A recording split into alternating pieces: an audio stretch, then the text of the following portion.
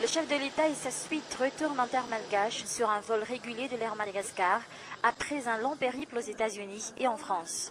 Dans les couloirs du hall de la Bani Divat, plusieurs membres du PMP, dont la majorité est issue de la mouvance Ravalman, certains membres du gouvernement et des chefs d'institutions attendent impatiemment ce qu'a rapporté le président de son voyage. Quelles sont les conditions imposées par le FMI et la Banque mondiale? Qu'ont-elles exigé en contrepartie de leur financement? Le président a-t-il déjà accepté leurs conditions? Autant de questions restées sans réponse claire de la part du président malgache. Voilà pour son déplacement aux États-Unis. En France, le secrétaire général de la francophonie Abdou Diouf lui a promis de plaider en faveur de Madagascar à la prochaine réunion du Conseil permanent de l'OIF pour la levée des suspensions en son sein de la Grande Île. Qu'en est-il de la revendication des îles éparses? Là encore, le chef de l'État donne une réponse vague, comme à son habitude. Il n'y a pas encore de négociation officielle à ce niveau-là.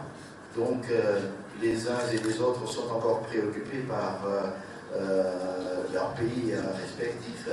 Donc, il y aura nécessairement un moment où on va discuter de ces îles éparses.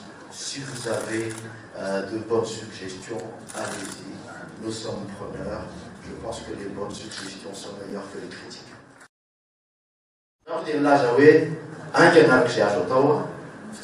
J'ai déjà dit que la nomination se fera le plus rapidement possible.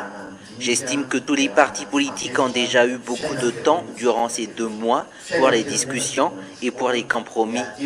Les affaires nationales ne doivent pas être délaissées. Le pays doit toujours avancer. Les débats politiques, s'ils sont utiles au développement, peuvent continuer. Mais s'ils sont lancés pour mener le pays en recul, ce n'est pas tolérable. Je peux vous dire que ce ne sera pas pour longtemps. Je vais convaincre tous les partis politiques et je pense qu'ils sont déjà prêts car ils ont déjà eu suffisamment de temps pour y réfléchir durant mon absence.